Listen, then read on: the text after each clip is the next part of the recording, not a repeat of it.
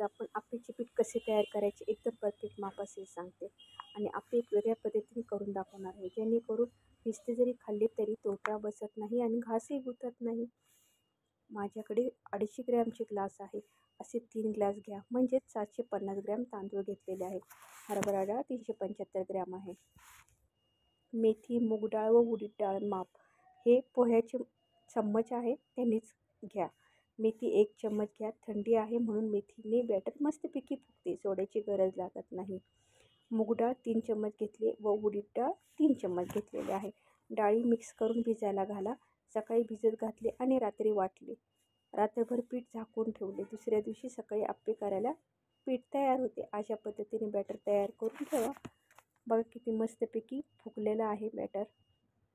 आता आपल्याला 1 चम्मच तेल घालायचं आहे. त्याच्यात पाणी घालू नका. 1 चम्मच तेल घातले की पूर्ण मिक्स करा. ह्या मटेरियलला मी कांदे घेतलेले आहे. जवळजवळ 1 किलो कांदे घेतलेले आहेत आणि बारीक कापून घेतलेले आहेत. आता आपल्याला वाटण तयार करायचे. हिरव्या मिरच्या घ्या. हिरवी मिरची तुम्हाला कितपत तिखट लागते तेवढी घ्या आणि लसूण हे आपण मिक्सरमध्ये वाटून घेऊ.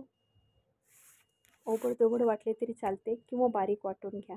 आता आपल्याला मसाला तयार करायचा आहे. 3-4 चमचे तेल टाकून घ्या. मोहरी तडतडली की जिरे टाका आणि त्याच्यामध्ये कांदा टाकून घ्या. कांदा पण लालसर होईस्तोवर परतून घ्या. तुम्हाला जर कढीपत्ता आवडत असेल तर कढीपत्ता टाकून घ्या. परंतु आप्प्यामध्ये कढीपत्ता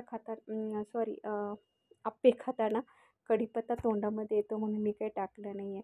आता मी फक्त त्याच्यामध्ये मीठ आणि आपण जे वाटण तयार केलं होतं हिरवी मिरचीचं ते टाकलं आणि ह्या मटेरियलला जेवढं मीठ लागेल तेवढंच टाकलेलं आहे. आपल्याला अजून बॅटरमध्ये पण मीठ टाकायचं बाकी आहे. थोडंसं मसाला हा गार झाला की मग याच्यामध्ये मिक्स करून घ्या आणि आता मीठ टाकून घेऊ. चवीनुसार मीठ टाका आणि व्यवस्थित हलवून घ्या. आता कोथिंबीर एक टाकू.